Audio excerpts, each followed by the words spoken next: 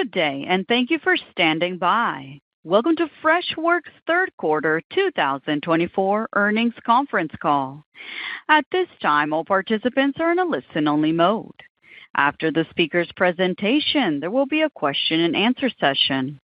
To ask a question during the session, you will need to press star 11 on your telephone.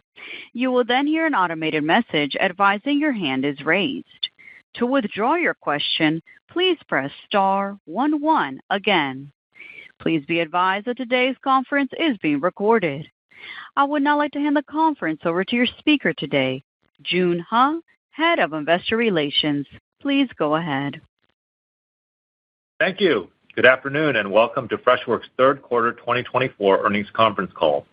Joining me today are Dennis Woodside, Freshworks' Chief Executive Officer and President, and Tyler Sloat, Freshworks' Chief Operating Officer and Chief Financial Officer. The primary purpose of today's call is to provide you with information regarding our third quarter 2024 performance and our financial outlook for our fourth quarter and full year 2024, as well as our preliminary outlook for full year 2025. Some of our discussion and responses to your questions may contain forward-looking statements within the meaning of the Private Securities Litigation Reform Act of 1995. These forward-looking statements are based on Freshworks' current expectations and estimates about its business and industry, including our financial outlook, macroeconomic uncertainties, management's beliefs, the timing and amount of future repurchases of our Class A common stock, the anticipated benefits, costs, and the timing of our workplace realignment and associated reduction in headcount, and certain other assumptions made by the company, all of which are subject to change. These statements are subject to risks, uncertainties, and assumptions that could cause actual results to differ materially from those projected in our forward-looking statements. Such risks include, but are not limited to, our ability to sustain our growth, to innovate, to reach our long-term revenue goals, to meet customer demand, and to control costs and improve operating efficiency. For a discussion of additional material risks and other important factors that could affect our results, please refer to today's earnings release, our most recently filed Form 10-K, and our other periodic filings with the SEC. Freshworks assumes no obligation to update any forward-looking statements in order to reflect events or circumstances that may arise after the date of this call, except as required by law. During the course of today's call, we will refer to certain non-GAAP financial measures. Reconciliations between GAAP and non-GAAP financial measures for historical periods are included in our earnings release, which is available on our investor relations website at ir.freshworks.com. I encourage you to visit our investor relations site to access our earnings release, supplemental earnings slides, periodic SEC reports, a replay of today's call, or to learn more about Freshworks. And with that, let me turn it over to Dennis. Thanks, Joon, and thank you everyone for joining us today on the call. I'm pleased to report that we had a strong third quarter. We outperformed across all our key metrics and exceeded our previously provided estimates for growth and profitability. The Q3 results reflect our focus on product innovation, operational discipline, and our strategic imperatives. Revenue grew 22% year over year to $186.6 million, and we generated free cash flow of $40.1 million, resulting in a free cash flow margin of 21% for the quarter. We nearly doubled our free cash flow compared to last year, representing a margin improvement of more than 700 basis points year over year. Adding our revenue growth and free cash flow margin for Q3, we exceeded the Rule of 40 in the quarter. We're proud of the operational efficiencies we're creating while scaling our business. We ended the quarter with more than 69,600 total customers, with a net add of more than 800 customers. This represents the highest organic net adds for customers in the last 4 quarters. We welcomed notable customers onto the Freshworks platform, including Republic Airways, University of Oxford, ChampionX, the City of Bellevue, Fairbank One, and Textile Fashion Group, to name a few. Last quarter, we outlined our 3 key strategic imperatives to drive durable, profitable growth as we scale the business. The first imperative is that we invest in our largest, fastest-growing employee experience business, This includes ITSM, ITAM, IT operations, and ESM. Our second imperative is to continue delivering AI capabilities across our platform to increase productivity for our customers in employee experience and in customer experience. Our third imperative is to accelerate growth for our customer experience solutions, which include our customer service and sales and marketing products. Today, I'll share proof that our strategy is working. I'll start with our first pillar, EX. Our EX business is strong, with over $390 million in ARR and a year-over-year growth rate of over 40% in Q3. Today, more than 17,800 customers are using our EX solutions to deliver exceptional IT and employee service management. By prioritizing investments in EX, we are moving up market and winning more mid-market and enterprise deals. We won 16 new and expansion deals over $100,000 in ARR in EX, including several against our largest competitor in Q3.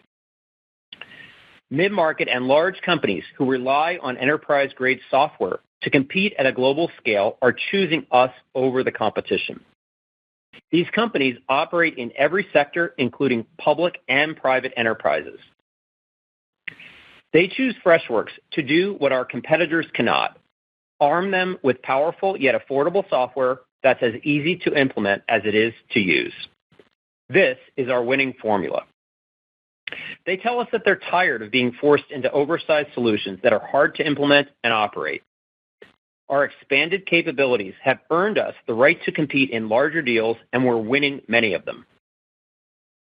Leading innovators across industries are using our AI-powered EX software to deliver exceptional employee experiences. In education, Georgetown, University of Pennsylvania, Pitzer, University of Aberdeen, Brunel University, and many more are using Freshservice. For example, the University of Oxford chose Freshservice and Freddy Copilot for its simplicity and ability to scale with the university's ITSM needs across IT, finance, and HR teams.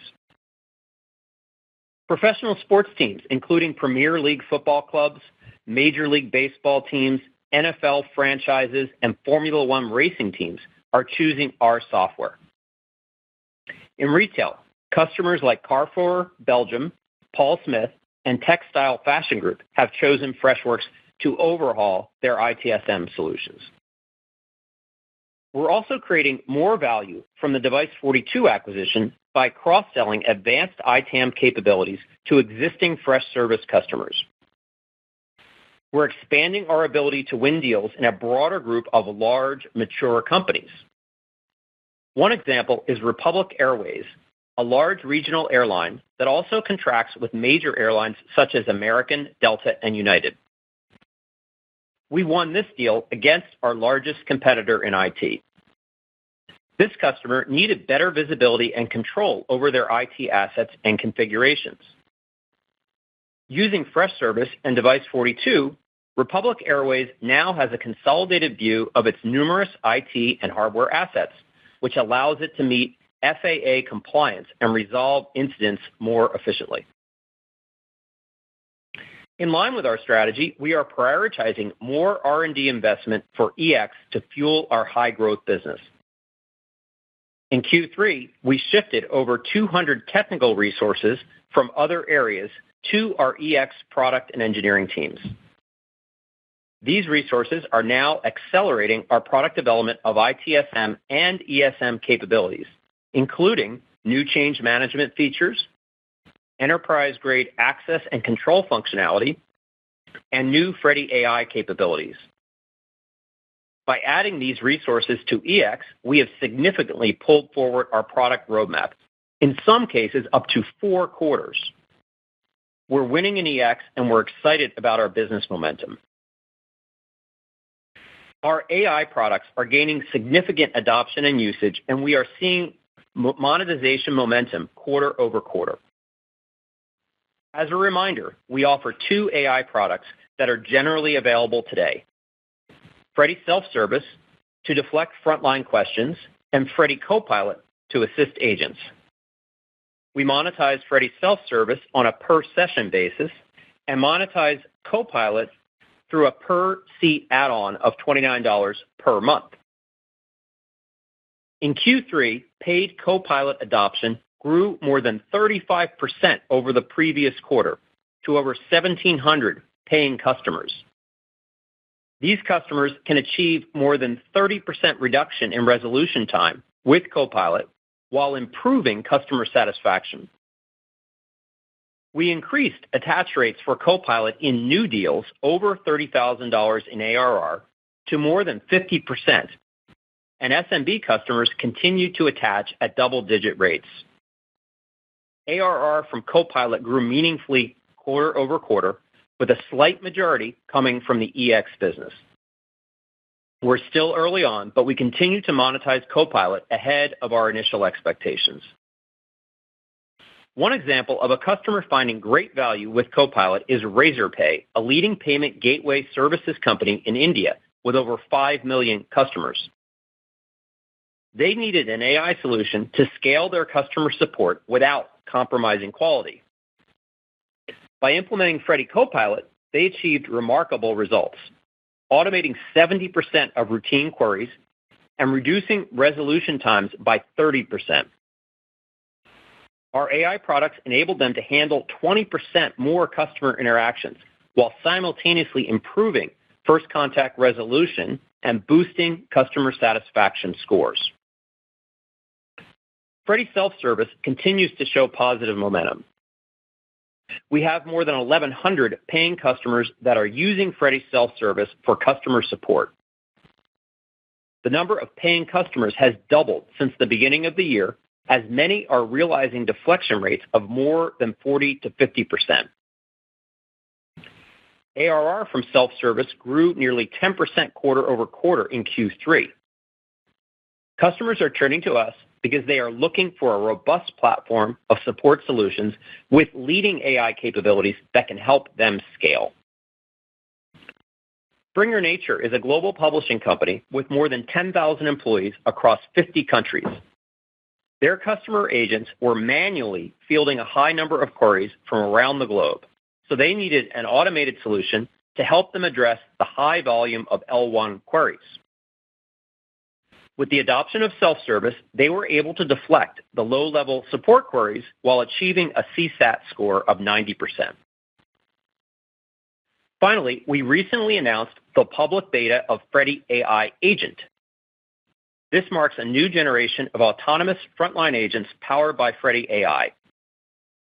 Our Freddy AI Agent provides users with always-on, trustworthy, and conversational service that can resolve service issues quickly, efficiently, and without human intervention.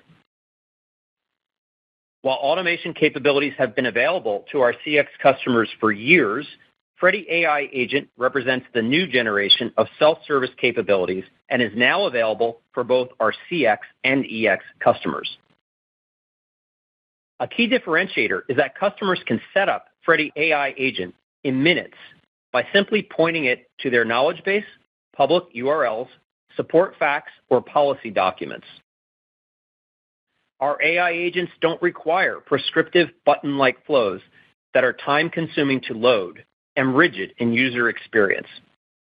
Instead, Freddy AI agents engage in a personalized, human-like conversation with memory and advanced reasoning to clarify queries, retain context, and have multi-turn conversations.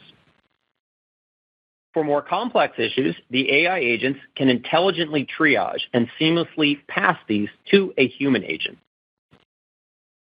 Following months of testing in our own environment and with select customers, we have received valuable feedback and seen impressive business outcomes. For example, the large UK-based retailer, Hobbycraft, uses Freddy AI Agent to accurately respond to the wide and complex range of customer product questions.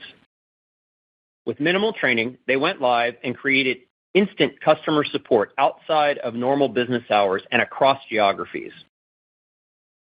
Another customer, Beachex, deployed their autonomous agents within 20 minutes. We will directly monetize usage of the CX version of Freddy AI Agent as soon as it moves from public beta to general availability, which is expected in Q1 of 2025. The EX version of Freddy AI Agent will be included exclusively in the enterprise plan for Freshservice. We will indirectly monetize this via higher win rates and mix shift towards the enterprise plan. Turning to our CX business, I'm happy to say that growth improved in Q3.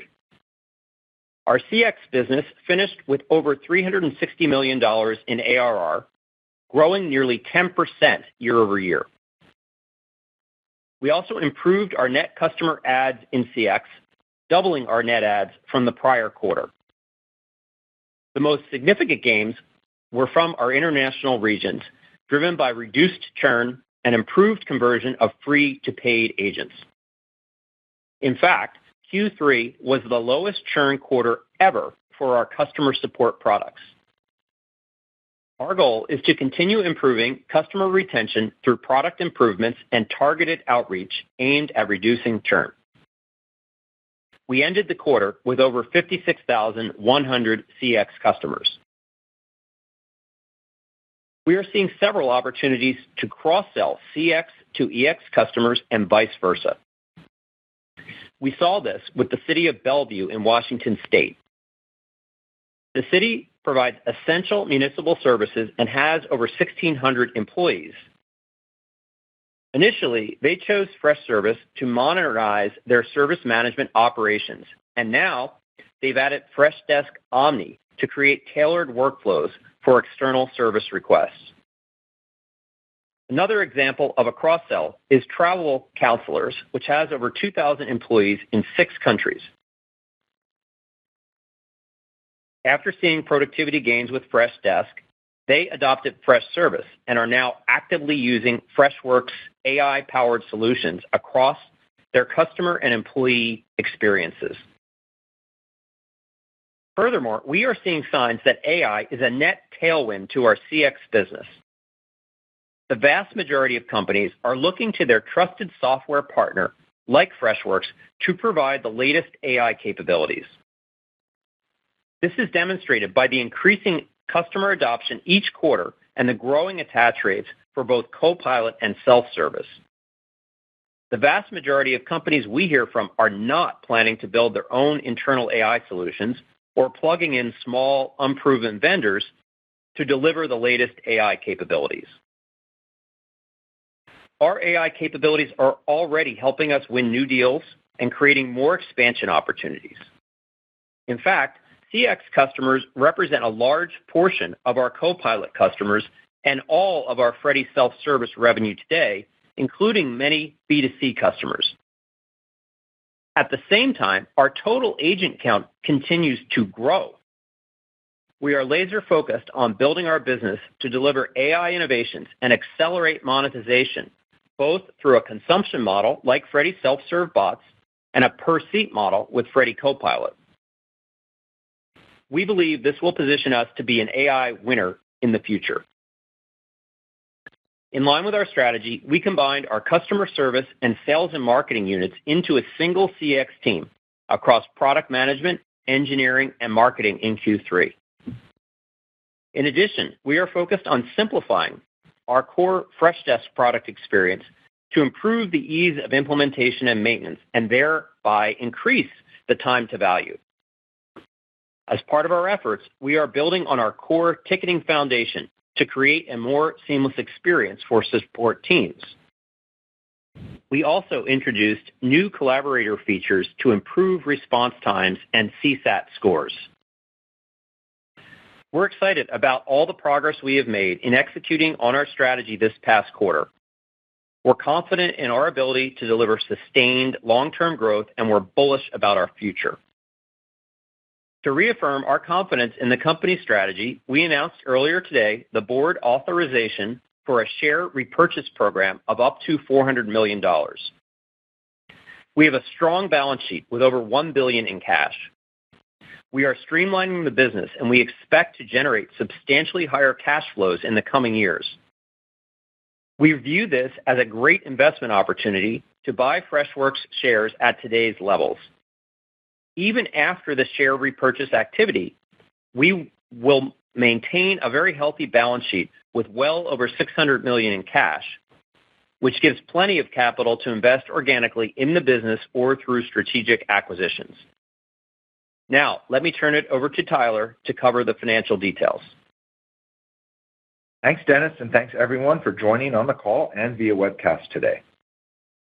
We're pleased to report that we have exceeded our revenue, non-GAAP operating income, and free cash flow estimates this quarter, showcasing the strong financial discipline in our business model as we execute on our strategic imperatives. Our commitment to driving growth while maintaining a vigilant focus on operational efficiency has allowed us to further expand our non-GAAP operating margin to 13%, increasing more than 500 basis points quarter-over-quarter.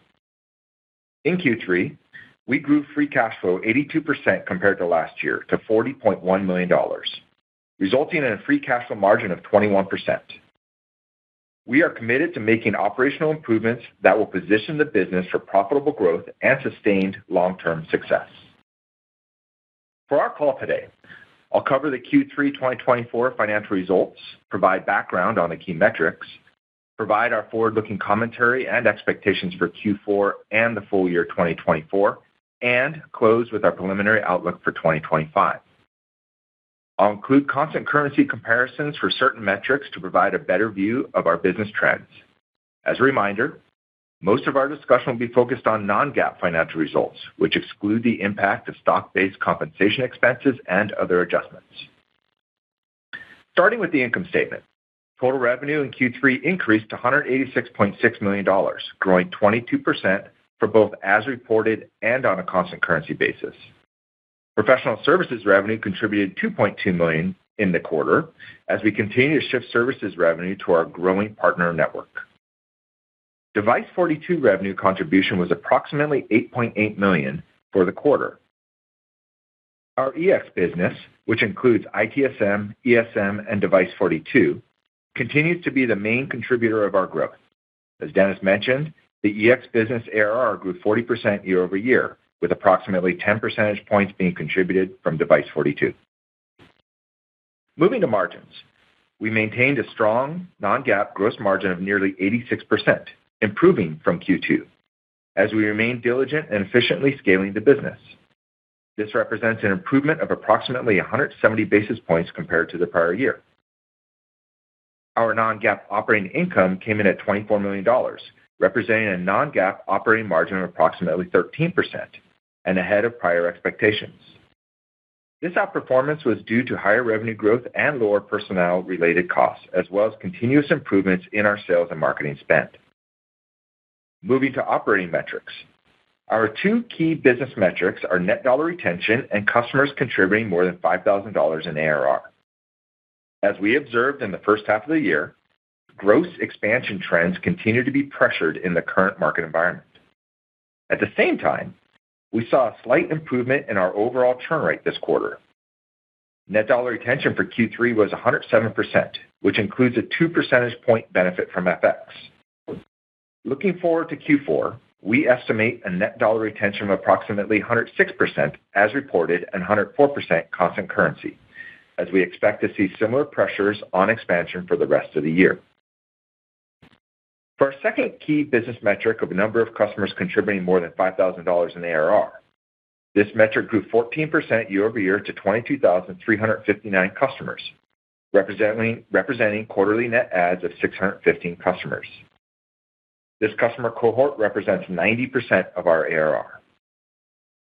For our larger customer cohort contributing more than $50,000 in ARR, this cohort grew 33% year-over-year to 3,008 customers, representing quarterly net adds of 169. This cohort represents 50% of our ARR. For total customers, we added approximately 800 net customers in the quarter and ended with over 69,600 customers. Now let's turn to calculated billings, balance sheet, and cash items. Our calculated billings grew approximately 19% or 18% on a constant currency basis to $196.3 million in Q3.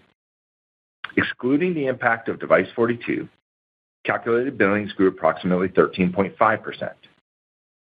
One item to note for billings. Our calculated billings includes the reported revenue plus the change in total deferred revenue in the quarter. With the increase in longer-term deals, especially from Device42, the changes in long-term deferred revenue balances are starting to have an impact on the billings calculation. Since these amounts are included in other liabilities, we've added disclosures in our 10-Q filing to note the amounts.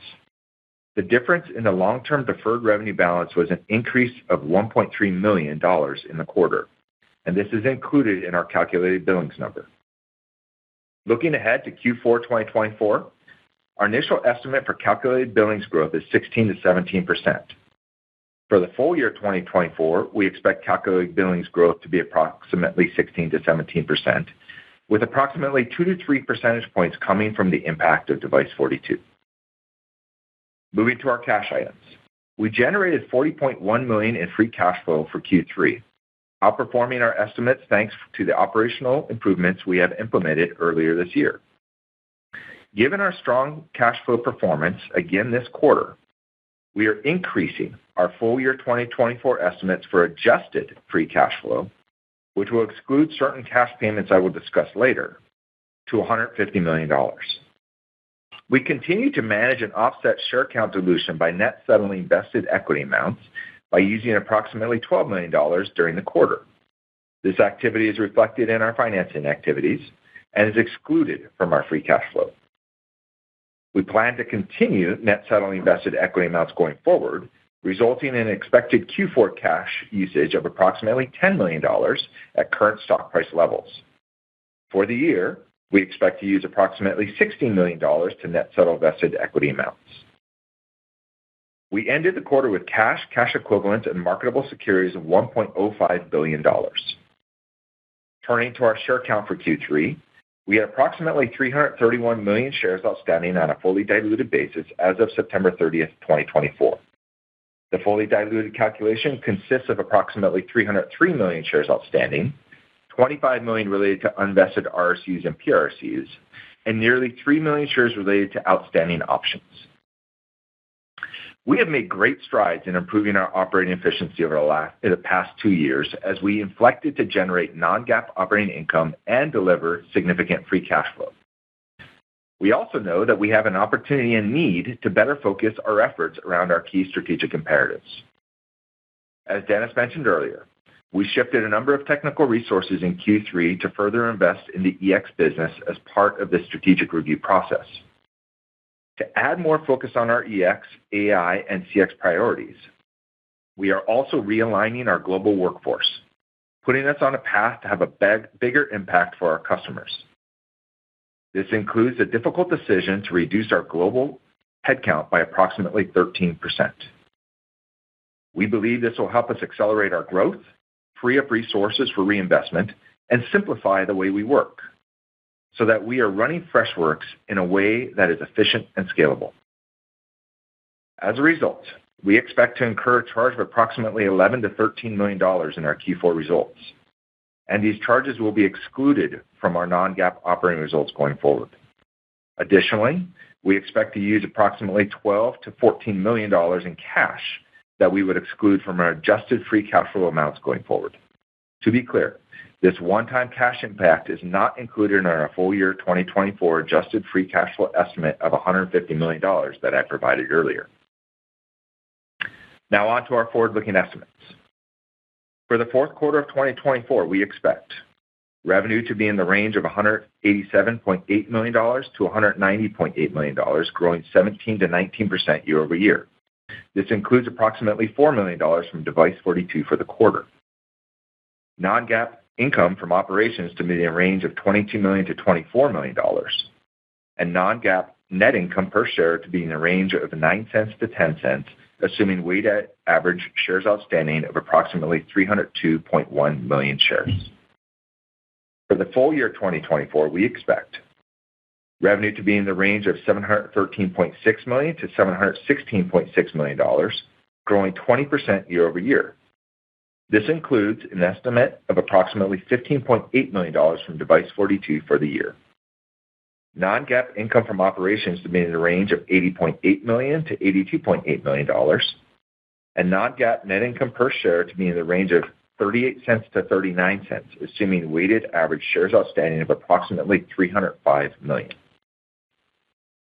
These non-GAAP estimates do not include the workforce actions we announced today and are based on FX rates as of November 1st, 2024, so any future currency moves are not factored in. Looking ahead, we're currently going through the planning process for 2025. We are layering in our growth objectives and taking into consideration the market demand environment and recent changes to the business. Based on our current planning efforts, the preliminary estimate for full year 2025 is revenue growth in the low to mid-teens, with meaningful expansion of non-GAAP operating margin to above 16% and free cash flow margin to above 25%. As a reminder, we will be lapping the one-year anniversary of the Device42 acquisition in June, so we'll see tougher year-over-year compares for revenue in the second half of 2025. We're taking a prudent approach with our preliminary estimates for next year to drive durable growth while improving efficiencies. Q4 has historically been our largest quarter and an important indicator for us, so we'll have a more prescriptive view of 2025 on the next earnings call. As Dennis mentioned, given our strong financial position and improving cash profile, we have the opportunity to expand our capital allocation strategy.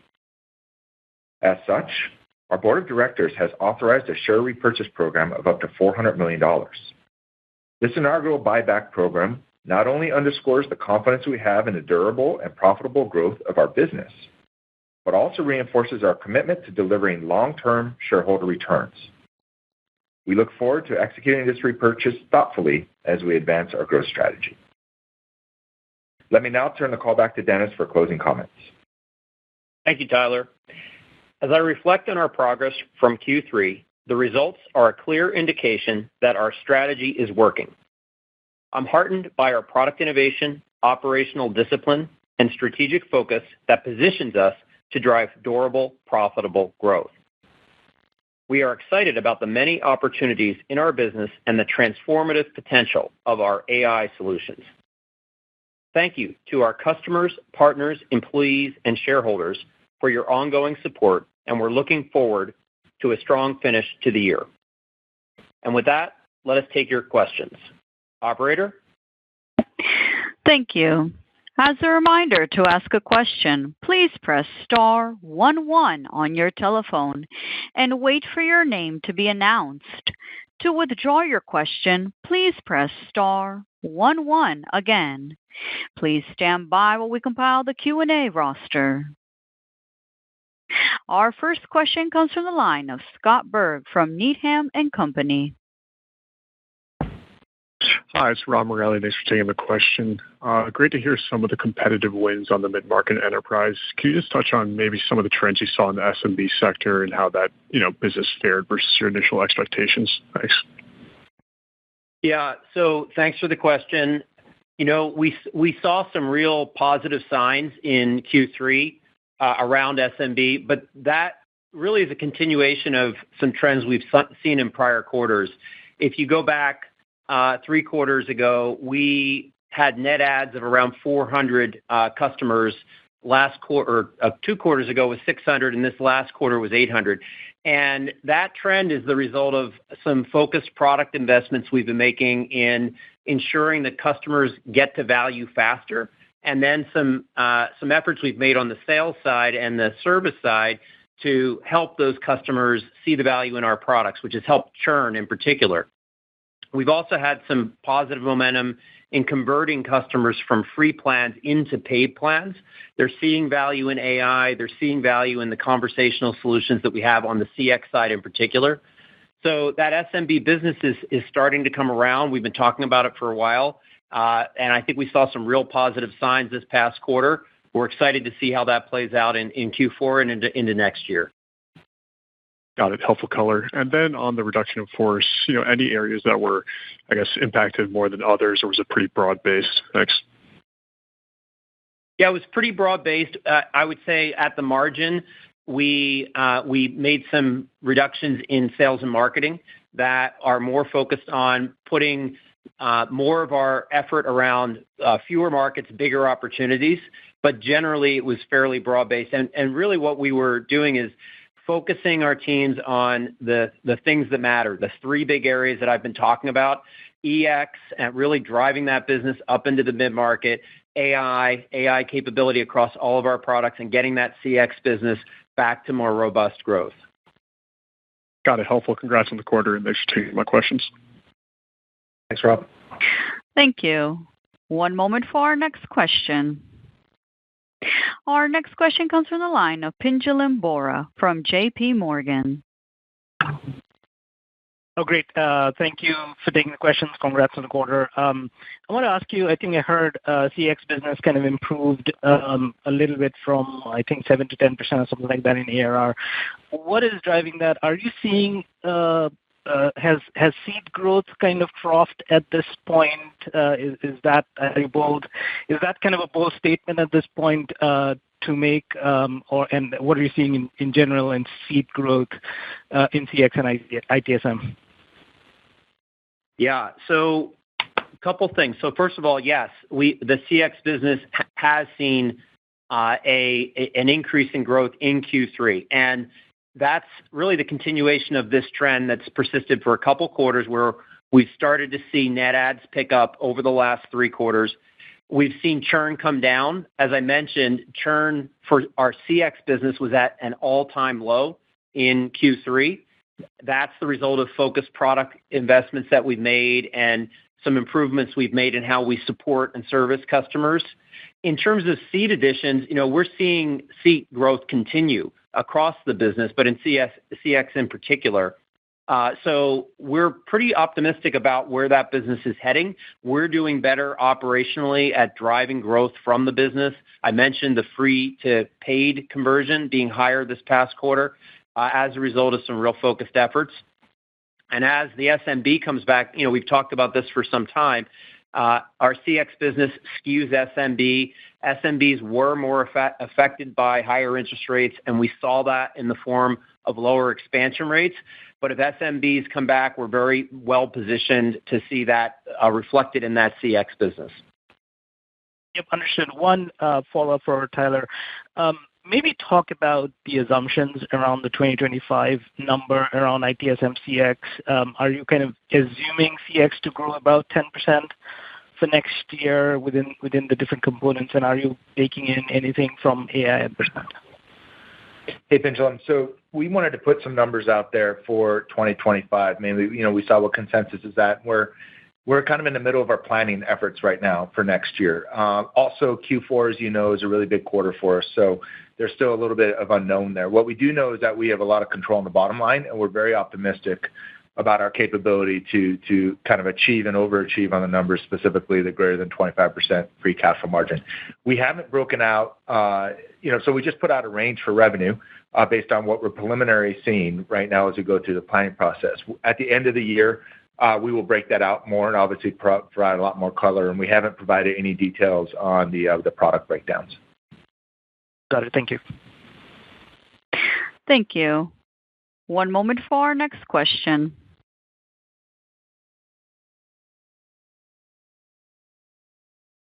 Our next question comes from the line of Brent Thill from Jefferies. Thanks. Just back to the improving execution. I mean, when you think about how you kind of split between macro getting better, your own internal team executing better in the field, how would you kind of characterize the split? And is there improvement across both? Is there more improvement on execution, no macro improvement? How would you characterize that mix? Yeah, thanks, Brent. So first of all, speaking about EX, so on the EX side, we've continued to have success in moving up market, and you see that in the 40% headline growth, 30% organic growth for that business. And that's because the solution that we have in terms of fast time to value, low TCO, enterprise-grade product, that really is resonating, in particular with customers that have, say, 5 to 20,000 employees. That's where we're really gaining a lot of traction, and that's regardless of what the macro is doing. We're also seeing traction in AI. And again, I don't think this has much to do with macro, but we're seeing widespread adoption of Copilot. It's now half of all of our large deals have a Copilot element to them right out of the box, and we have a lot of upsell that has Copilot. And then on CX, we've been executing against this playbook to improve that product experience, improve the first 30 days for some time. We started to see signs of improvement in the prior quarter. This past quarter, we made a big emphasis on driving better conversions of free users that are really just dabbling in the product into paid deployments, and that's worked out quite well. So again, it's hard to separate what's macro and what's us. We've done a lot of work to drive the business, and I have to say a lot of that credit goes to the teams here. Okay, and Tyler, good to see mid-teen margins. I would assume that that's more of a pit stop and kind of the long-term playbook has more in it over time. How are you balancing kind of that framework, growth versus profitability? Yeah, I mean, we're clearly, so I think you're talking about kind of what we said for next year, which is, kind of mid-teens non-GAAP operating margins and income, and then, the free cash flow greater than 25%. Look, we're definitely focused on being efficient and producing cash and bringing profit to the bottom line. But that being said, we're definitely also very focused on investing in growth, and it's part of, kind of some of the things we announced, but really specific to the strategy that we outlined, right? And, we're really focused on, kind of doubling down on that strategy and definitely are still investing in growth. Great. Thanks. Thank you. One moment for our next question. Our next question comes from the line of Brent Bracelin from Piper Sandler. Thank you. Good afternoon. Really appreciate the preliminary look into next year and obviously the focus on improving margins here with the global restructuring. And Dennis, I just wanted to frame in light of that and in light of the strong balance sheet, in light of the appetite to double down in really the mid-market enterprise. Can you talk about opportunity for smaller M&A? How fragmented is the market? How broad is the product today and that Freshservice area? And how much more room can you fill out the portfolio there to accelerate growth potentially? Yeah. So thanks, Brent, for the question. So look, EX is a fantastic market. The market's growing double-digit rates. The competitive landscape is very clear. You got ServiceNow, who cares about the biggest companies in the world. We do run into Atlassian. There's a number of small players and some incumbents, but nobody is really focused on that mid-market and lower end of enterprise where you have sophisticated IT departments that need a solution. They want to automate their IT operations, ITAM, ESM, and they need an enterprise-grade platform. That's what we provide. There's a lot of growth in that market. So just ESM alone, right? That's where we're investing some of the resources that we reallocated into the EX team to going deeper in ESM, in particular in HR workflows, where we have a lot of customers asking us, help us out with onboarding, help us out with offboarding. Managed service providers, another big area of opportunity. We have over 1,000 MSPs on our platform today, and our product doesn't have the kind of capabilities that they really want to manage multiple customers. So we're building that, and that should help spark more growth for our MSP biz.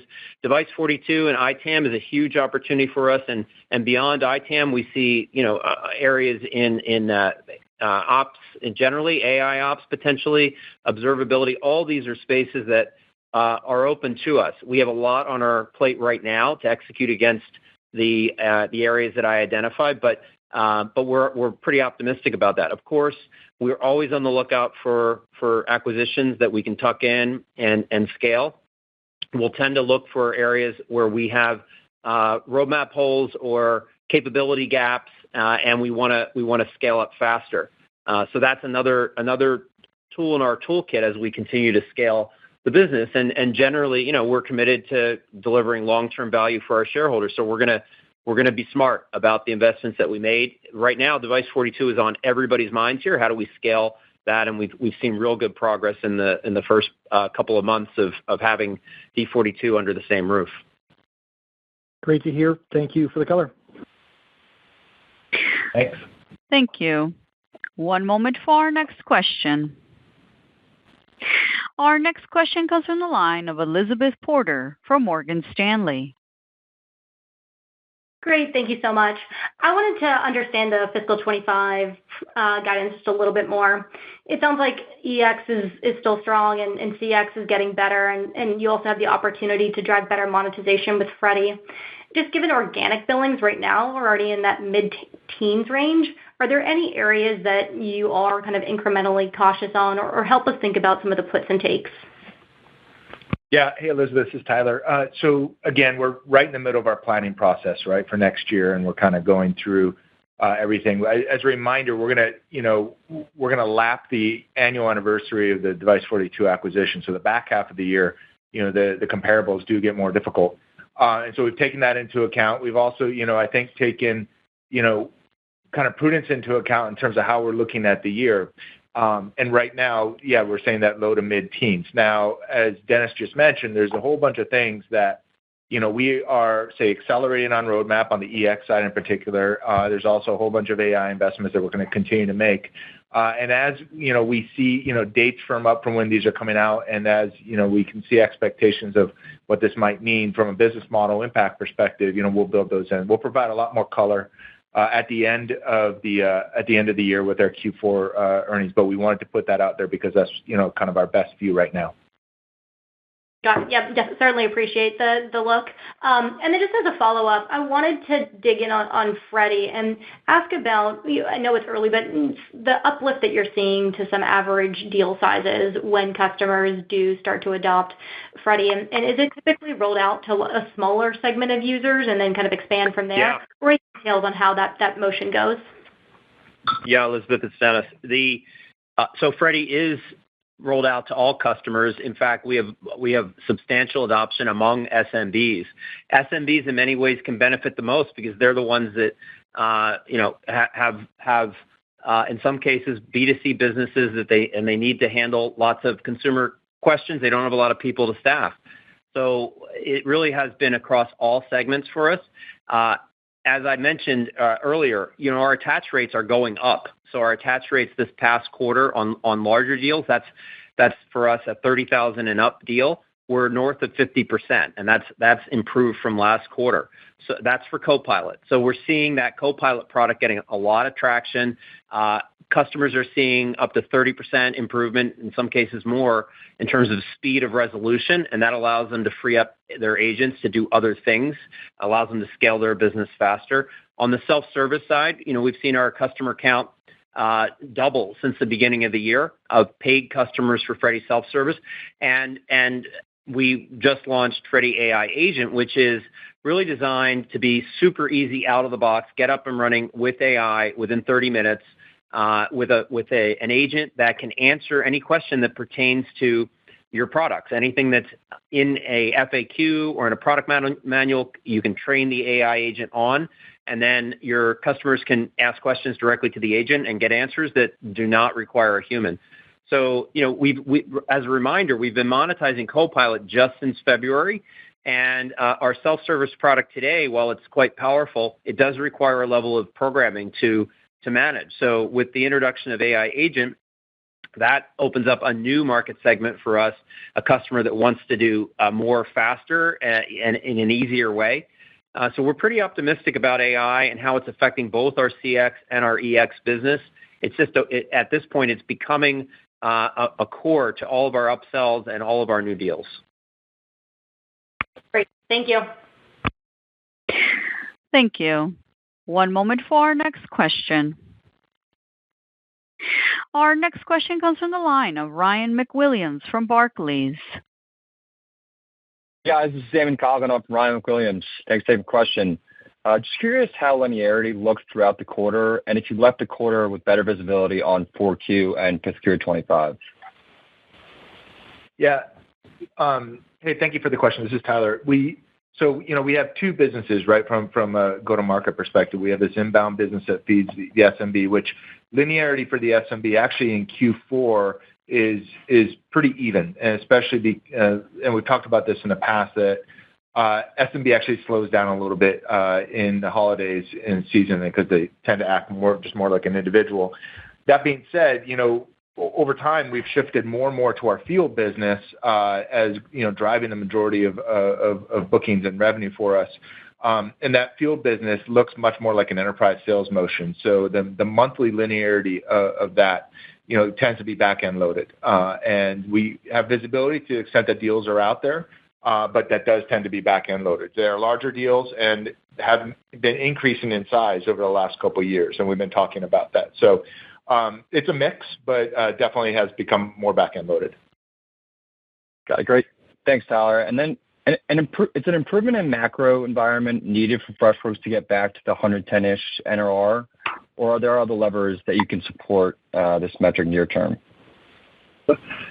So first of all, I would just say an improvement in macro is not required for us to continue to drive the growth that we're seeing. And I don't think that the improvement, it's not entirely clear, but I think we've done a lot to drive growth, in particular in that CX business and that EX business as well. So I think we've got a lot of growth levers ahead of us, regardless of what the macro kind of throws at us, and are pretty excited about going into 25 with where we are and the momentum that we're building in the last half of this year. Tyler, anything on the NDR? No, for net dollar retention, as Dennis just mentioned, the work we've been doing, we're really pleased with how churn has been going. And Dennis mentioned CX had, an all-time best churn rate in Q3, and we're just going to continue those efforts. From an expansion motion, we've been talking about, the reduction of our expansion rate for, 2 years now, and that really is driven by agent addition expansion. Now, our agent counts are going up, and we're clearly expanding with customers still, but we've been very, very focused on how can we expand with customers outside of agent addition. That's a lot of the AI products we've been talking about. It's a lot of addition strategy, as well as things like Device42 and ESM. So these are all things that we are in control of ourselves, and we are actively working on. Now, clearly, interest rates in particular impact SMBs, and if that starts to turn, that we think that would be a benefit for us and a tailwind. We just can't count on it. Got it. Great. Thanks, guys. Thank you. One moment for our next question. Our next question comes from the line of DJ Hynes from Canaccord Genuity. Hey, guys. Dennis, I was hoping maybe you could double-click a little bit more on Device42. I mean, obviously, we have the headline numbers. It looks like you're taking a little bit more of a conservative cut at Q4, which I think makes sense at this point. But just can you speak to kind of the demand you're seeing for asset management, integration of the employee base, kind of how you're thinking about the lift it will take to rewrite that product? Color along those lines would be helpful. Yeah, sure. So let me just break it into the go-to-market imperatives and the product imperatives. On the product imperatives, it's very clear. The first deliverable that you'll see in Q1 is a much improved integration between Freshservice and Device42 that our customers have been asking for, that allow bidirectional sync of information in a very seamless way. The second milestone will be towards the latter part of next year, which is a cloud-based version of Device42 that we can sell seamlessly alongside Freshservice. So we're on track for both of those. Lots of work is going on to ensure that they're successful, and excited to start with the launch of the new integration. On the go-to-market side, the priority has been building pipeline and in cross-selling Device42 into our existing base of thousands of IT customers, and in bringing them into deals where we have larger accounts that are looking for a sophisticated IT asset management solution. So a lot of Q3 was spent seeding the pipeline, getting D42 involved in deals, getting them into the sales cycle. Now we're in the process of starting to close down some of those deals. Some of them are going to last into Q1, and then making Device42 just a core part of our selling motion. So we're pretty excited about where that stands. Device42's pipeline, Raj Jalan, who's the CEO of Device42, says it's never been this big, because they've just got an influx of demand from our existing customers. So I think it's a real winner for us over time. It's still really early, but we're excited about it for sure. Excellent. And then I had to follow up on your comments around agent seat count on the CX side of the business. It's good to hear that they continue to grow. I'm curious specifically about what that looks like for customers using Freddy Self-Service. I know you said 1,100 of them. Are seat counts there growing as well? Is it flat? Are they down? Like, when they incorporate self-service, what happens to seat counts?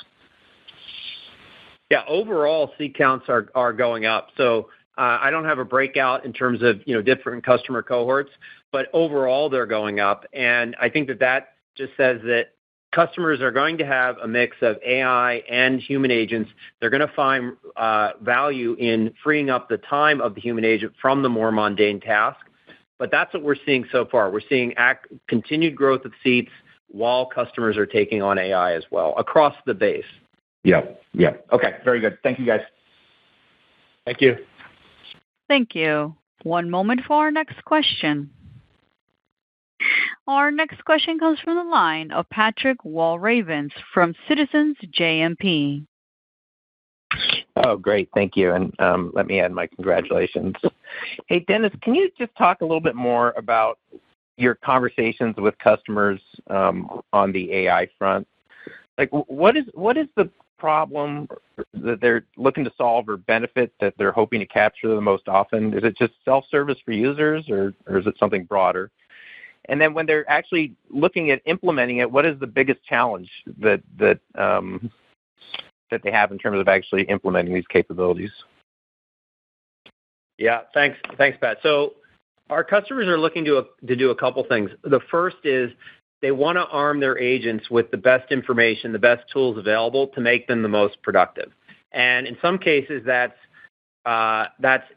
improving the quality of answer that they can provide by suggesting an answer, because the AI has already been trained on things like product manuals and FAQs.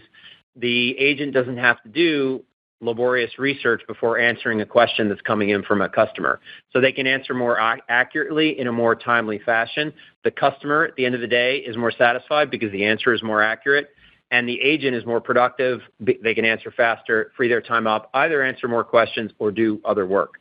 So that's one area, and that's where Copilot has really taken off and become really clear in the marketplaces as a solution that improves agent productivity 30% or more. And we've seen that time and time again across customers. On the L1 support task, they're looking to deflect questions coming in that are routine, rote. This is the first task that they're looking for, routine, rote, and free their agents from that kind of mundane work, frankly.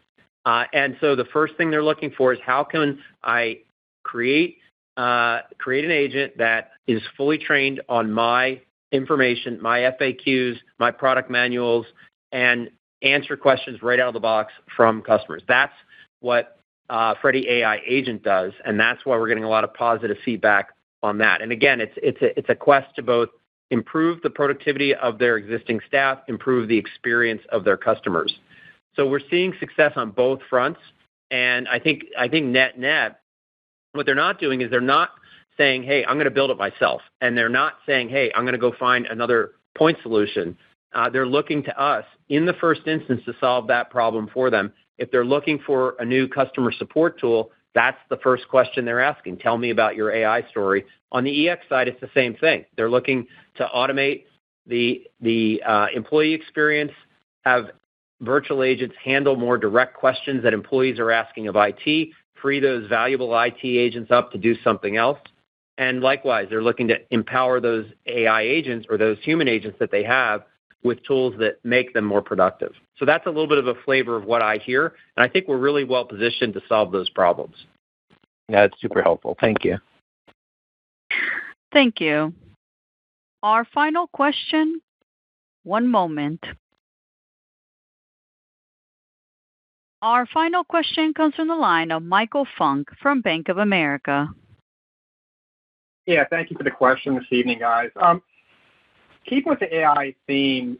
Can you share what you're seeing with the change in spend or contract value when customers adopt AI? I realize it's very early days today, but any kind of metric there would be helpful. So because it's very early days for us, it tends to be a net expansion because they didn't have AI before. Remember, we monetize our products in two different ways for the products that have been in GA. We monetize Copilot as a per-seat adder, $29 a seat per month is the sticker price. We monetize Freddy Self-Service as on a consumption basis, right? Customers purchase seat pack or session packs of 1,000 sessions and for $100 a pack. So when customers come in and they've not had AI before, it's a net expansion on a dollar basis, or we're going in on a new sale that's priced separately, and that's a net increase in the deal value over what we would have without AI. So generally for us, it's been a net expansion of ACV, and you also see that in the average customer value for us in our numbers. Okay. The incremental margins similar or higher or lower when you add AI into a contract? I'll take that one, Michael. So incremental margins right now are similar, right? And we've done a very good job on gross margins, I would say, for a company of our size, and we're going to continue to focus on that. We've also said, hey, there should be a little bit of noise in that number. Right now we're kind of above mid-80s on gross margin, and we've said, hey, low 80s to mid-80s is really, really good. We've built in what expectations are for the costs that we're going to incur to serve AI to our customers, but at the same time, we're obviously very, we're focused on our pricing and packaging strategies there. Some of the future revenue will come from specifically Freddy Self-Service and Freddy AI Agent that we just announced, right? Because that'll be more usage-based. And as customers use it, right, they will have to buy more bot packs over time to supplement that usage. And so that, will be a revenue stream that is kind of to come as opposed to already with us right now. So we're very focused on margins there. I think we've done really, really well, and obviously we're delivering, even the numbers we put for next year, what we think are really good bottom line figures. Great. Thank you all for the time. You bet. Thanks, Michael. Thank you. This concludes today's conference call. Thank you for participating. You may now disconnect.